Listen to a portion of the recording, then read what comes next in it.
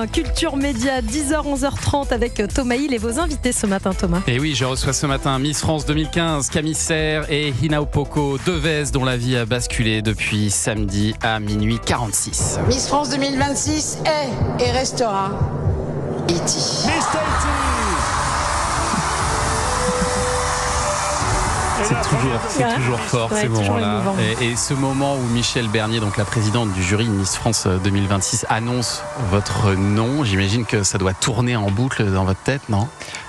J'ai encore du mal à réaliser. Je pense que le rythme est tellement soudain. Ouais. Tu es propulsé, on te tire par la main, tout le monde te saute dessus, tu vois tout le monde en folie. Et c'est vrai que même encore aujourd'hui, je suis en pilote automatique, j'ai l'impression. Ouais, c'est normal. J'enchaîne aussi les interviews, donc je me dis waouh, j'arrive à. Ça va, Mais moi, il y a un truc qui m'a épaté, c'est que vous n'avez pas pleuré, vous êtes resté comme ça, très justement digne d'une certaine manière, alors que certaines ont craqué à ce moment-là. Je me suis moi-même étonnée. Vous avez pensé à votre maquillage, vous avez quoi ?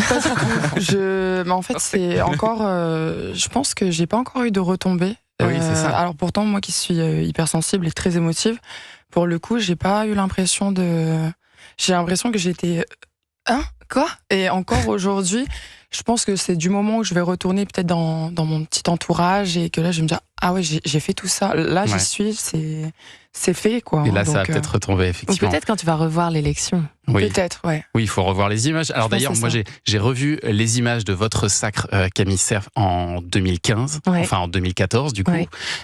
Et pareil, vous avez eu cette tenue, vous n'avez pas vraiment... J'ai pleuré 2 secondes et après je me suis dit, attends, c'est le moment où ils prennent les photos qui vont être sur ma carte de dédicace toute l'année. Et comme je suis une ugly crier, comme on dit, que je suis pas bien quand je pleure, j'avais pas envie de pleurer. Je me suis dit, allez, bon, on se reprend, tu pleureras après. Et d'ailleurs, c'est amusant de voir que c'était Miss Tahiti, votre première dauphine, à ce moment-là. Et puis surtout, Hina Rere, qui était ma dauphine, s'est occupée de Hina Opoku. Et il faut savoir que la première élection que j'ai vraiment suivie du début jusqu'à la fin, c'est son élection. C'est celle de Camille ? Oui. C'est beau. Et alors, on vous a vu beaucoup vous parler avec la finaliste Miss Nouvelle-Calédonie juste avant l'annonce des résultats dans ces 2 minutes qui sont interminables. Oh là là, ça n'en finit plus. On a été très comiques, je trouve qu'on les a bien animés ces 2 minutes. Vous avez bien meublé, effectivement, vous avez bien meublé. Et qu'est-ce que vous vous disiez ? Alors, tout le monde se demande.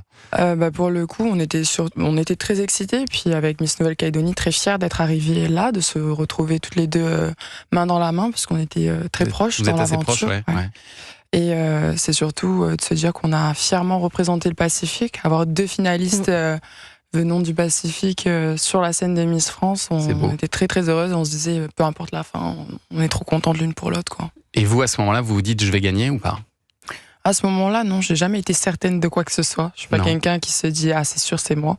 J'attendais tout simplement le verdict et même si ça n'avait pas été moi, j'aurais été très très heureuse pour Miss Nouvelle-Calédonie. Et là, depuis samedi, alors vous vivez donc ce marathon médiatique, on peut dire les choses comme ça. Vous avez maintenant en permanence toute une équipe autour de vous, on le voit. Là, on a un perchiste au-dessus de notre tête, une caméra qui vous suit. Comment vous vivez tout ça ? Il doit y avoir aussi un petit côté un peu oppressant, j'imagine, quand on n'est pas du tout habitué à ça. Le rythme à Miss Tahiti est quand même assez costaud aussi. Pas à l'équivalence de Miss France, bien sûr. Mais c'est vrai que l'enchaînement réseaux sociaux ou quoi, c'est pas forcément quelque chose. Un coup, je fais une interview, un coup, je switch sur ça. J'essaie juste de canaliser mon énergie. Donc, je peux être très muette au moment où je vais rester dans mon coin. On me dit, ça va, pas trop fatiguée. Je suis très. Non, je garde juste mon énergie. Oui, c'est ça. Mais sinon, oui, ça va. Le rythme, j'essaie de voir tout le temps le positif, en fait. Je pense qu'il faut rester dans de bonnes vibes. Ouais. Pour garder le cap et puis pas penser à je suis fatiguée, parce qu'en fait si tu l'annonces tu te donnes le droit de tout relâcher. Non, du coup j'essaie toujours de me dire ok, ça va. Quel souvenir vous en gardez, vous, Camille Serre, de ces premiers jours là ? C'était hyper intense. Moi, je me souviens, j'essayais de dormir un peu dans la voiture et on me disait t'as une interview téléphonique et on me posait la question. Pendant que le journaliste me posait la question, je m'endormais, l'attaché de presse me tapait sur l'épaule pour me réveiller. Ouais. Là, je suis impressionnée parce que Hina, elle tient bien le rythme. Elle m'a même dit qu'elle était en forme ce matin quand je l'ai vue, alors que moi, je me souviens, j'avais du mal à garder les yeux ouverts. Donc non, c'est très bien. Et alors, après, je suis bien accompagnée, je tiens à le préciser aussi. Vous êtes bien accompagnée, c'est vrai, il y a toute une équipe. Et votre rôle de marraine, justement, Oui. on l'a dit, c'est d'accompagner Hinopoko dans cette nouvelle vie à laquelle, évidemment, personne est préparé. D'autant que, comme nous l'a expliqué le patron de la société Miss France, Frédéric Gilbert, la semaine dernière, ils n'ont pas vraiment le temps, en fait, de vous faire du média training. Oui, il n'y a pas trop de briefs. Donc, il n'y a pas trop de briefs. On vous donne quelques conseils seulement? Bien j'imagine. sûr, des petites des éléments de langage, des petits conseils en leur disant c'est ton année, maintenant c'est toi qui es élu Miss France, c'est à toi de faire découvrir qui tu es aux Français, et surtout de mettre ton année sous le signe que tu as choisi. Donc c'est pour ça qu'on demande toujours aux Miss quelles sont la cause qu'elles vont vouloir défendre toute l'année, quels sont les sujets qui leur tiennent à cœur d'aborder. Et donc moi je suis là pour un peu garantir son épanouissement, qu'elle passe la meilleure année possible, l'accompagner aussi sur les questionnements qu'elle va rencontrer, que ce soit dans sa vie personnelle ou professionnelle, parce que tout est chamboulé finalement. La notoriété aussi, c'est pas quelque chose de simple à gérer, donc je suis là pour répondre à toutes ces questions et pour l'aider, quoi. On vous a donné aussi une liste de thèmes, de questions à éviter, de sujets à éviter. J'imagine par exemple, la politique, c'est en des fait, choses... c'est ça.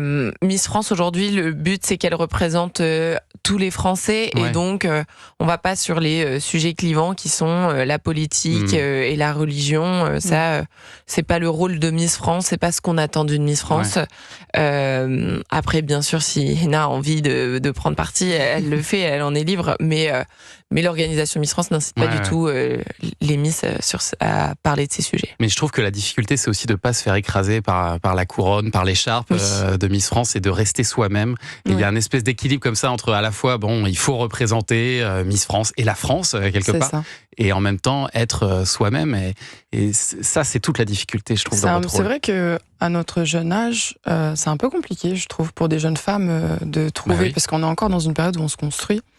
Après, je pense qu'aussi j'ai été préparée pour, et puis lorsqu'on se présente à ce genre de concours, on nous rappelle bien la responsabilité du titre, sur quoi on s'engage, sur quel plan est-ce que, et même dans les questions justement pour les 12 finalistes, on nous demande si on est prête. Est-ce que vous êtes prête à endosser ce rôle? Est-ce que vous êtes prête à avoir aussi tous les aspects qui peuvent être négatifs autour, autant que les aspects positifs? Après, pour ma part, c'est vrai que très tôt, ce concours, je l'ai pris très au sérieux. Je savais que si je me lançais, il fallait que mentalement, je me construise. Alors, bien sûr, aussi à travers ma cause, je véhicule un message de bienveillance et d'humain, surtout d'humanité, sur le fait que c'est OK. Alors, peut-être que je suis Miss, peut-être que oui, je représente tous les Français, mais n'oubliez pas que derrière ce titre que j'endosse, il y a aussi un être humain qui peut parfois se tromper dans des mots, qui peut parfois justement avoir aussi des fragilités, des moments de craquage, et j'aimerais aussi que on déconstruise un peu ces préjugés qu'on peut trop avoir aussi des fois sur la Miss, le côté trop parfait. Puis qu'on baisse un peu la pression, quoi. Qu'on baisse un peu la pression. Alors oui, bien sûr, à moi aussi de montrer l'exemple et d'inspirer chaque Français. Mais j'essaye de faire mon mieux pour parler avec mon cœur. Ça aussi, c'est quelque chose que Camille m'a donné comme conseil, reste toi. Donc j'ai ce rôle d'ambassadrice, mais j'essaye surtout de parler en étant moi-même, en disant ce que j'ai envie de dire, et parler surtout avec mon cœur. Vous avez pu en parler, ça, avec Miss France 2025, Angélique Angarny-Philopon, parce un très bel exemple. Elle a eu une année difficile là-dessus. Elle l'a dit, que ça avait vraiment été costaud son année, que ça a été difficile. Elle vous a conseillé quoi? Angélique, alors elle nous a toutes conseillé tout au long de notre aventure. Ça a été vraiment, pour moi, une Miss. Elle est parfaite. Enfin, pas parfaite. Personne n'est parfait, mais elle est parfaite dans le sens où j'aurais jamais rêvé mieux comme grande sœur Miss qu'elle. Elle était vraiment là à nous booster, à rester nous-mêmes. Et elle m'a juste dit de rester moi-même parce qu'elle m'a suivie, elle a vu comment j'étais, elle m'a vu en privé, et elle m'a dit, pour moi, je pense que tu dois juste continuer à croire en toi. Bien sûr, elle nous a un petit peu donné des conseils sur faites attention aux médias, ne vous briefez pas trop sur ce qu'on dit sur vous, sur les critiques. Continuez à prendre conscience de ce que vous voulez transmettre, à rester vous-même, et concentrez-vous sur ça, sur ce que vous êtes, qui vous êtes et ce que vous voulez véhiculer à travers votre titre. Et peut-être se détacher un peu des réseaux sociaux aussi, parce que j'imagine que vous avez le réflexe de vouloir regarder ce qui se dit sur vous. Bien sûr. Mais en même temps, c'est un piège, parce que ça reflète pas vraiment ce que pensent les Français. C'est ça. C'est un commentaire d'une personne parmi tant d'autres, et c'est vrai que on a tendance tous à voir plus le négatif. Il peut y avoir tout qui soit positif. Un seul petit truc négatif. On ne retiendra que celui-là. Peut tout gâcher. Vous connaissez ça, Camille? Oui, et puis surtout, ne pas passer son année à essayer de plaire aux gens à qui on ne plaît pas, et de plutôt continuer de plaire à ceux qui nous ont élus. Il y avait 7 millions de personnes qui ont regardé l'élection. Hina est la première, c'est la Miss du public. Elle a été choisie par le public. Ouais. Et donc se concentrer pour rencontrer toutes ces personnes qui l'ont élue et qui l'aiment telle qu'elle est. Et alors j'ai vu que votre prénom Hina Opoku signifie la grande déesse. Oui. Donc vous étiez vraiment prédestinée à devenir Miss France un jour. Est-ce que vous en rêviez d'ailleurs de devenir Miss France? Est-ce que vous aviez ce rêve depuis longtemps en tête? Je rêvais pas d'être. Alors j'ai pas forcément. C'est pas un rêve que j'ai de petite fille. C'est venu en fait au fur et à mesure du temps où on me collait cette étiquette. On me disait tu devrais faire Miss un jour toi. Ah, oui. Et moi et mes soucis de confiance en moi, un truc comme ça, je me suis dit qu'est-ce qu'il raconte moi? Moi, je peux prétendre à la couronne, parce que au début, j'avais l'impression d'être peut-être prétentieuse, de vouloir prétendre à la couronne de Miss. Et après, en fait, au fur et à mesure du temps qu'on m'en parle, je me suis dit, en vrai, tu peux juste tenter l'aventure. Ça va. Peut-être raison. Oui. Peut-être pas comme ça, mais plutôt en mode, allez, peut-être que tu peux te surprendre, peut-être que toi-même, tu peux te prouver que tu es capable de réaliser de grandes choses. Et même au-delà de ça, mis à part remporter une couronne, tu as aussi toute une expérience de vie qui se fait. Et ça t'apporte dans tous les cas une belle expérience de faire justement le concours Miss. Et je me suis tentée, je me suis lancée, j'ai réussi d'avoir Miss Tahiti. Ouais. Puis j'ai continué à rêver, continué à croire, à rêver plus grand que ce que je pensais possible. Et ça m'a mené jusqu'à ici, aujourd'hui, face à vous. Jusqu'à cette magnifique victoire, samedi soir, tard dans la nuit. C'était très beau. Je vais vous garder encore un petit peu avec moi.